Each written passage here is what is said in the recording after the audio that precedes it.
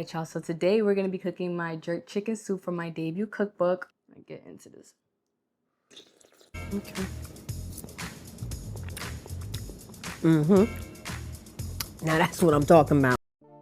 Now you want to start seasoning your clean, boneless, skinless chicken thighs. Then I add 2 tablespoons of my homemade sofrito and jerk marinade, which you can find in my book.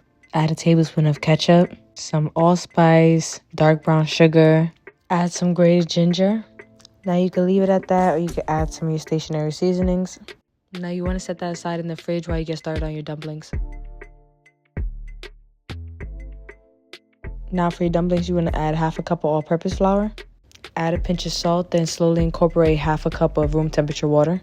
You want it to start forming a dough ball.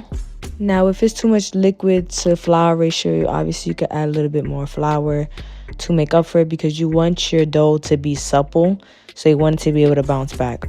Now you want to lightly formulate this into a dough ball. You don't want to overwork this. When it's ready, you should be able to bounce it back and forth like this and it not be able to stick to your hands.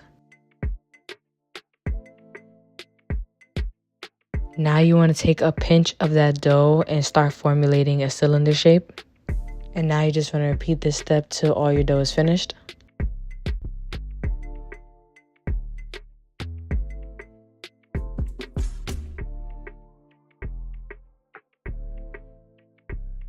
Now to a large pot, you want to add a couple tablespoons of neutral oil and get that hot. Don't worry about fully cooking your chicken because we're going to be adding it back later. This is just to enhance the flavor. Now once it's lightly seared on both sides, you want to remove and start adding your celery and your carrots to your pot. Brown that for a minute and then add the remainder of your chopped vegetables. My green onion, my white onion or Spanish onion, and my garlic. I would also usually add my yuca, but I couldn't get no good ones at the supermarket. Add a couple sprigs of thyme. Now I just brown my vegetables for a couple minutes till fragrant. Then I add 2 tablespoons of my sofrito.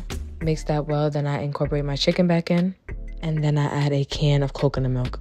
Also add in 32 ounces of chicken stock or chicken broth. Now you can add corn on the cob, or you can add canned corn, whatever's easier for you, honestly. Later on, I decided to incorporate both corns, so it doesn't even matter. Also add a can of red kidney beans.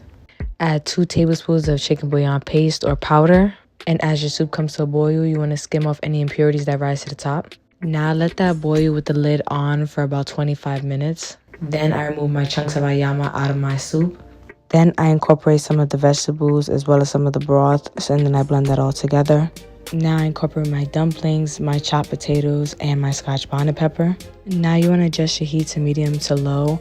Put the lid on and cook this for another about 30 to 35 minutes or even 45 minutes depending. Then I just go in and re-season with everything that I season my meat with. Now you can see the soup getting thicker as the meat starts to fall apart. Now you just want to incorporate more stock till it's a soup consistency. Then I just top that off with cilantro and let that cook down. Now while that's cooking, like I said, I ended up incorporating some corn on the cob. This is not necessary. I just roasted it on both sides. And now this bowl that I actually have, I got it when I was in Jamaica. It's a hand-carved coconut and he carved flowers into it. It's so beautiful and I love it so much. And once all your meat is shredded, your dumplings, your potatoes, and everything is tender, you're ready to plate. Now I just top that off with some curled green onions and my roasted corn. Now this is one of my favorite recipes out of my debut cookbook, so make sure y'all go check it out. The link will be in my bio.